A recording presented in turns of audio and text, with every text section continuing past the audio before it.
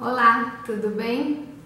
Meu nome é Juliette Rodrigues, eu sou engenheira ambiental, gestora ambiental e trabalho atualmente com a MRS Estudos Ambientais e nós oferecemos suporte para vocês da Contur nas cogerações quanto ao sistema de gestão ambiental e licenciamento.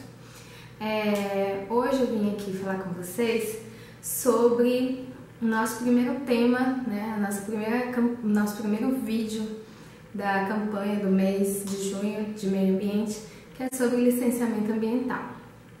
Para quem não acompanhou a última reunião, a primeira reunião na verdade,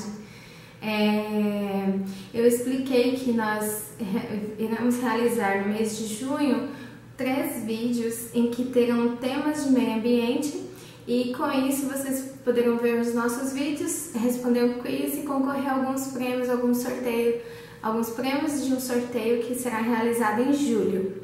Então, para quem não me viu, para quem não pôde estar na reunião, na videochamada, esse é o nosso primeiro vídeo. Vamos lá. O nosso primeiro tema, ele vem falando sobre licenciamento ambiental, né?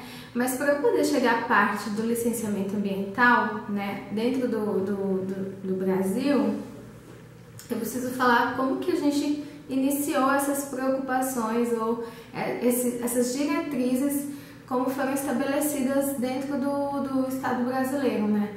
Desde quando começou-se a ter essas preocupações. Então, pegando aí a linha desde a época colonial, nós tínhamos a primeira vez que é citada uma preocupação com o meio ambiente dentro do Brasil em 1630, quando o rei Dom Filipe III ele promulga uma lei, né, um primeiro regimento que ele é chamado de Regimento do Pau-Brasil. Por quê? Porque com a exploração dessa matéria, né, desse material, a matéria do pau-brasil, desde antes de 1500, né, entre 1500 e 1600, como foi muito explorado, Dom Filipe se vê obrigado a estabelecer uma diretriz. Então, nesse regimento, que é o Regimento do Pau-Brasil, depois eu vou colocar a fonte aqui para pesquisarem e verem, né, acessarem. Ele coloca exatamente a questão de proibir, no seu artigo 1º, né, no seu parágrafo 1º, ele proíbe a extração do pau-brasil sem a liberação do governante da capitania.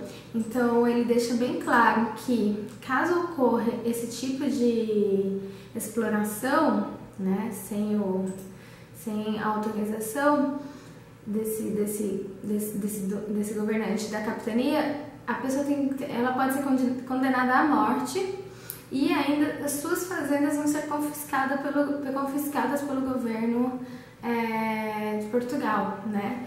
Então, eu vou ler um pedaço para vocês, ele coloca no parágrafo 1º. Primeiramente, hei por bem e mando que nenhuma pessoa possa cortar, nem mandar cortar o dito pau-brasil, por si, ou seus escravos, ou feitores seus, sem expressa licença ou escrito provedor mor de minha fazenda, de cada uma das capitanias em cujo distrito estiver a mata, em que se houver de cortar, e o que o contrário fizer, incorrerá em pena de morte e confiscação de toda a sua fazenda. Então, você observa, lógico que era uma exploração que acontecia, mas o primeiro marco assim, que a gente vê de um cuidado, de um bem natural sendo colocado em legislação e tendo uma penalidade para sua extração sem comum acordo com o governo, acontece nesse regimento por Dom Felipe, né? Então, eu inicio com vocês com isso e depois a gente vem passando o século. Em 1797, a gente tem uma carta régia que é a proteção dos rios e nascentes. 1850 tem a primeira lei, que é a lei, não é a primeira lei, mas a Lei 601, ela coloca a Lei das Terras do Brasil, que ela já vem definindo como seria a ocupação do solo e as sanções administrativas para essas atividades, né? Depois, a gente já vem aqui para 1916, com o Código Civil Brasileiro. Então, em 1916, a gente já está aí no período de pós-revolução industrial e a gente vê o mundo caminhando para o progresso, né? Então, aqui no século XX, você observa muito a questão da movimentação com a produção industrial. Você vê os Estados Unidos fazendo, em 1969, sai a primeira lei, os Estados Unidos institucionalizam a primeira lei, que é uma política, né, ambiental, que ele pede ao empreendedor qual recurso natural vai ser utilizado, como pode ser, qual a alternativa, quais os impactos, né? E aqui no Brasil, com a questão da poluição, em 1977 é estabelecida a Lei da Poluição das Atividades Industriais, e em 81, que é bem próximo daqui, né, da nossa faixa de idade, somente em 1981 é editada a Lei, né, 6.938, que ela vira uma política nacional de meio ambiente, então, e está em vigor até hoje, né? Então você vê que somente em 1981 é estabelecida uma política nacional de meio ambiente, e em 88 aparece pela primeira vez um capítulo inteiro somente dessa linha, que é do meio ambiente. E aí o artigo 255, que também ele é super utilizado em vários locais que vocês vão ver ou pesquisar sobre o meio ambiente, ele vem tratando que o 255 ele é dever defender e preservar o meio ambiente para gerações futuras. Então, esse é o histórico bem resumido, né, da nossa legislação ambiental. E na lei na 6.938 aparece pela primeira vez essa questão de licença prévia, licença de instalação e licença de operação, né? Então, o empreendimento, para ele primeiro ser instalado e depois operar, ele precisa falar da sua localização, se realmente está próximo de um rio, se está dentro de um condomínio de casas, porque tem um meio sócio, como que eu afeto a vida de pessoas que vivem em um bairro em que eu vou instalar uma usina, uma fábrica, como que eu vou afetar, né? Como eu vou impactar, e se realmente tem que ser instalada essa fábrica, qual é a minha ação de controle, de mitigação para esse impacto, né? Então, a 6.938, ela traz muito isso, esses tipos de licenciamentos que já tinha sido colocado aqui em 1630 por Dom Felipe, né? Esse tipo de licença. Como é que eu vou fazer uma instalação e uma operação de um empreendimento que é necessário muitas vezes para a sociedade, para a continuidade do progresso? Mas quais são os meus controles, quais são os meus meios de mitigar esses impactos que podem vir a acontecer, né? Então é disso que derivam vários programas que inclusive vocês, as cogerações, realizam diariamente, né? Então o fato de um colaborador de vocês medir a quantidade de fumaça que é emitida pelas caldeiras, né? Pela chaminé, o fato de vocês separarem resíduos para que não vá para o meio, para o rio, para qualquer lugar de forma incorreta, isso é um meio de mitigar o impacto que não é somente local, né? Não é somente nas cogerações de Mogi, de Balsa e de Brahma que vai afetar, mas aquele resíduo destinado de forma incorreta, ele pode ajudar a ter um tamponamento de um sistema de drenagem e uma enchente realmente acontecer devido aos resíduos que eu fui jogando diariamente ali no chão ou de forma incorreta e destinada pelas galerias pluviais, e nisso não ter a vazão de água das chuvas, né?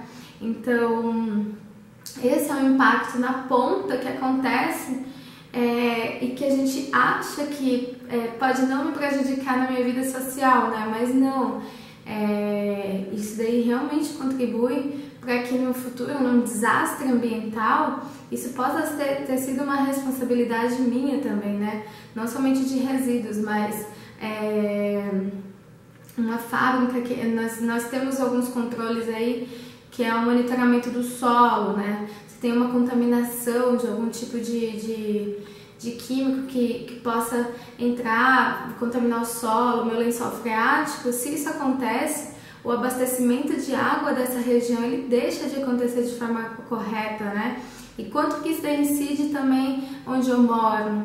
Então, a primeira linha, que é o que a gente vem tratando, que é licenciamento ambiental, é isso.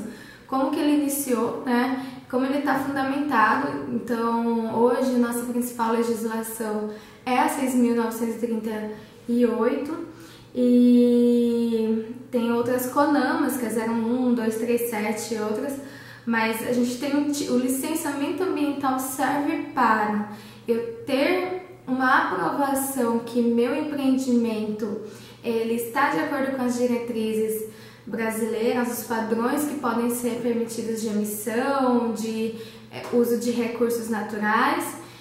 E se meu empreendimento licenciado, como é que ele vai cooperar com o meio que ele está implantado? Quais são os meus condicionantes ambientais para operar, né?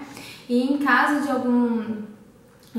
algum tipo de desastre ambiental ou descuido, essa licença ela pode ser revogada, ela pode ser suspensa.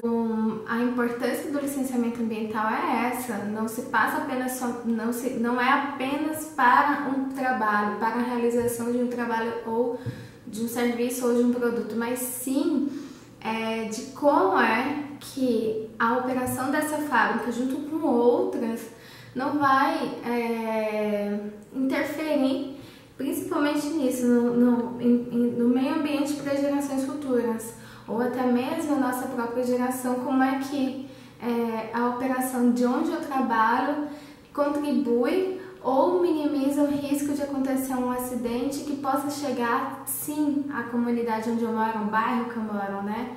Então, essa é a principal mensagem desse vídeo, que todas as empresas potencialmente poluidoras devem ter uma licença ambiental. Vocês das três cogerações possuem a licença de operação e que por isso e delas existem condicionantes ambientais que devem ser cumpridas. E por isso que hoje nós temos vários programas de monitoramento e controle ambiental, porque não é somente o trabalho diário de vocês, mas sim o cuidado que nós temos com o entorno da nossa cogeração, né? E de como a gente pode sempre evitar, sempre que possível, evitar que aconteça um acidente maior e venha a atingir a nossa comunidade, né? Escolas, onde vocês moram, tudo mais. Então essa é a mensagem sobre licenciamento ambiental e eu espero vocês no próximo vídeo, que é sobre qualidade do ar, nossos controles, monitoramentos e a importância. Muito obrigada, viu?